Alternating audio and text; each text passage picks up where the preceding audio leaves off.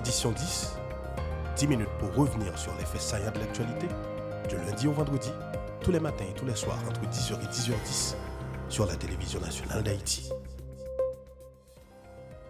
On a le lundi 26 août 2024. C'est une nouvelle semaine d'information qui commence sur la télévision nationale d'Haïti. Bonsoir à toutes et à tous. Merci de votre fidélité.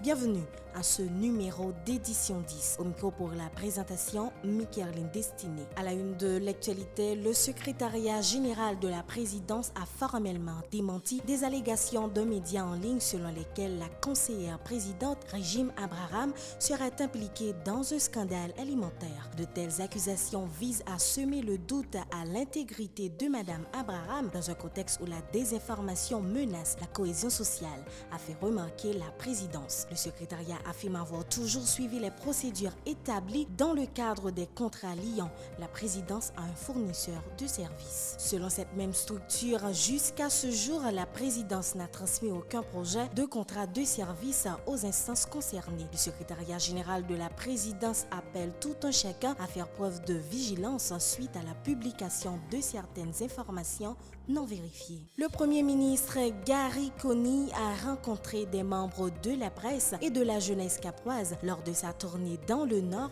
le week-end écoulé. Il en a profité pour présenter aux participants la feuille de route du gouvernement et explorer des perspectives d'avenir avec les jeunes et les journalistes. Par ailleurs, Dr Coney s'est entretenu avec les membres de la Chambre du commerce du Nord et ceux de l'organisation de gestion de la destination Nord d'Haïti autour des questions sanitaires, sécuritaires et électriques. La gestion de la frontière, du port et de l'aéroport ainsi que des perspectives de partenariat public-privé pour parvenir à une meilleure gouvernance de la région Nord ont également été évoquées. En outre, le chef du gouvernement a visité les locaux des parcs industriels Caracol et Codevi à Wanamate, l'occasion pour lui de discuter avec les responsables des défis et des opportunités que présentent ces structures pour l'économie nationale. Dans la même veine, le Premier ministre Gary Coney, accompagné de la ministre des Affaires étrangères et des cultes Dominique Dupuis, a rencontré le samedi 24 août 2024 l'ambassadeur américain accrédité en Haïti, Denis Hankins, et l'expert en questions électorales, Sidi Diarra. Les échanges ont porté sur les préparatifs liés à la conférence nationale, à la réforme constitutionnelle et à l'organisation d'élections générales dans le pays. Toujours dans l'actualité, une cohorte de 750 aspirants policiers, dont 218 femmes, ont intégré le dimanche 25 août 2024 l'École nationale de police dans le cadre de la formation de la 34e promotion de l'institution policière. Plusieurs responsables de la PNH ont pris part à la cérémonie en marge de laquelle du matériel et des équipements ont été remis aux aspirants policiers. L'augmentation de son effectif permettra à la police nationale de renforcer la lutte contre l'insécurité, alimentée notamment par la violence des gangs criminels. Le gouvernement haïtien, par le biais du ministère de l'Agriculture, des Ressources naturelles et du Développement rural, a signé le 26 août 2024 un accord de coopération avec l'ambassade de la République de Chine-Taïwan en Haïti pour un montant de 2,7 millions de dollars américains. Une initiative qui s'inscrit dans le cadre d'un projet visant l'amélioration de la production du riz dans le pays. S'exprimant à l'occasion, le ministre de l'Agriculture, Vernet Joseph, a salué la bonne santé de la coopération entre les deux pays, vieille de plus de 50 ans. Pour sa part, l'ambassadeur taïwanais en Haïti, Wen Jianku, dont la mission est arrivée à terme, a mis l'accent sur l'autosuffisance alimentaire qui constitue le pilier du développement d'un État souverain. Il a promis le soutien de Taïwan à Haïti dans la perspective d'atteindre ses objectifs. Un extrait de ses déclarations au micro de Fedner Confident et Fleury-Jean. Je voudrais à ce titre mettre l'accent particulier sur la coopération de la République de Chine, Taïwan et de la République d'Haïti. Cette fructueuse coopération vieille de 52 ans et cette coopération a mis l'emphase sur le secteur agricole. La signature d'un avenant du projet Réponse financé en grande partie dans le cadre de la coopération haïtiano-taïwanaise. En fait, ce projet est financé par la République de Chine-Taïwan s'inscrit dans le cadre des efforts déployés par le gouvernement haïtien en vue d'adresser la problématique de l'insécurité alimentaire en Haïti. Avec la signature de ces accords d'exécution, Taïwan poursuit son appui à la production nationale du riz, surtout pendant ces périodes difficiles quand l'insécurité est tellement grave qu'elle impacte même la production agricole. Malgré que la production locale fait face à de nombreux défis nationaux et internationaux, le gouvernement taïwanais continue de soutenir la production agricole haïtienne car sans autosuffisance alimentaire, il n'y aura pas de souveraineté réelle.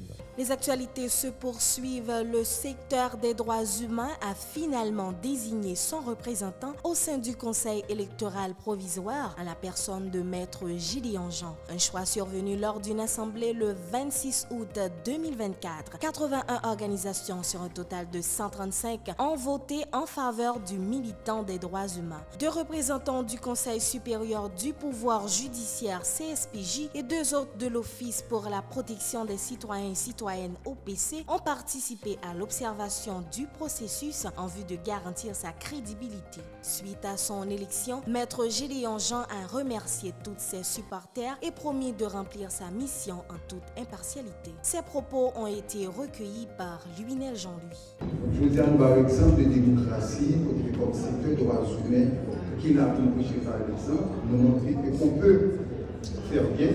Oui, parce qu'on a respecté le droit de l'homme. Donc d'abord, merci à toute organisation droit de l'homme partenaire qui est voté. Moi, nous avons applaudi nous. Et tout le monde qui n'a pas voté pour moi, vous remerciez. Et nous remercions la population haïtienne en particulier parce que le processus pour former le conseil électoral est concerné d'abord la population.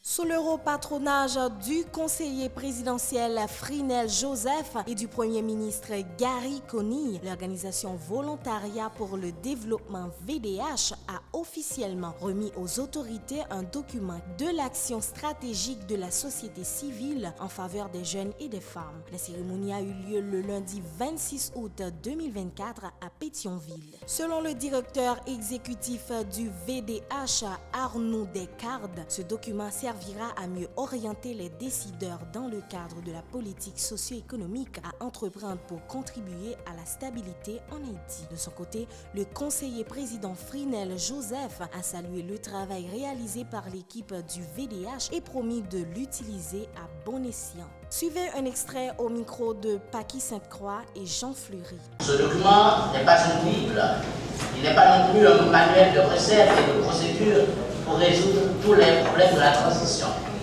Il se veut avant tout l'expression de civisme actif et de volontarisme méthodique et critique, caractéristique du renouveau patriotique exigé par les dynamiques, les enjeux, les défis et les opportunités de notre temps.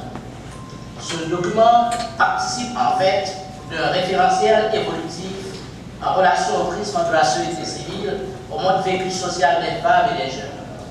Heureusement, une fenêtre d'opportunité s'est ouverte depuis l'installation de 2 instances exécutives de la gouvernance transitionnelle. Que ce soit au niveau du Conseil présidentiel ou encore de la stratégie gouvernementale, il y a une vraie prédisposition à écouter et à interagir avec la société civile et avec les 2 catégories sociales que sont les femmes et les jeunes. Aucune démonstration n'est nécessaire pour montrer combien il est important de conjuguer toutes les forces vives de la nation pour sortir le pays de la situation difficile, marquée par des défis sans précédent, de laquelle nous nous efforçons de sortir depuis des lustres. C'est dans ce contexte que le VDH s'est proposé d'évaluer l'impact de la crise sur les jeunes et les femmes en lien avec les grands chantiers du Conseil présidentiel de transition. Suite à des séances de travail approfondies, le VDH a pu élaborer ce travail pour apporter des éléments de solution à cette crise que nous traversons. Ce document considérable a pris en compte les attentes exprimées par la population vis-à-vis du CPT. et du gouvernement.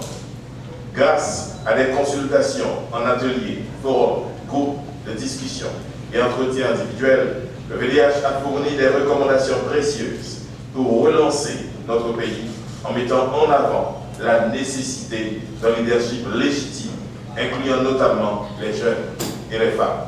Pour finir, 4e et dernière semaine du camp d'été audiovisuel de la télévision nationale. Avec toute leur fougue, leur détermination et leur volonté d'apprentissage, les jeunes participants sont disposés à une rétrospective des précédents ateliers auxquels ils ont pris part.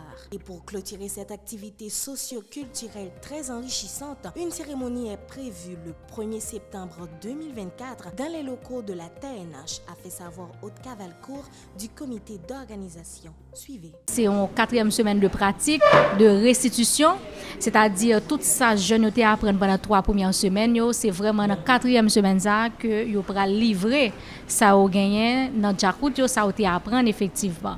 Donc c'est raison ça qui fait même pour clôture là, c'est jeunes qui parlent pour présenter cérémonie de clôture quand était audiovisuel là.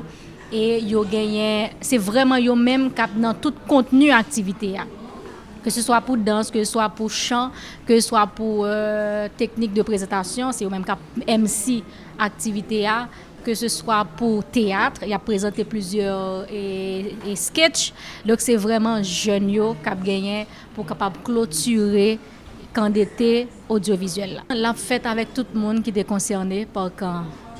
Et lundi tout le monde, c'est d'abord les jeunes, et puis parents qui te font nous confiance, il y a là, formateurs qui te prennent le soin, bah nous coup de main pour former jeunes et n'a profité remercier toute équipe télévision nationale d'Haïti a dit merci pour support pour collaboration et puis a gagné toute équipe télévision qui a là avec jeunes parce que c'est quand même en famille que nous t'a fait quand donc tout le monde a là pour capable venir célébrer avec nous cérémonie de clôture ça. Voilà, c'est ici que prend fin ce numéro d'édition 10. Merci de l'avoir suivi. Au revoir et à demain.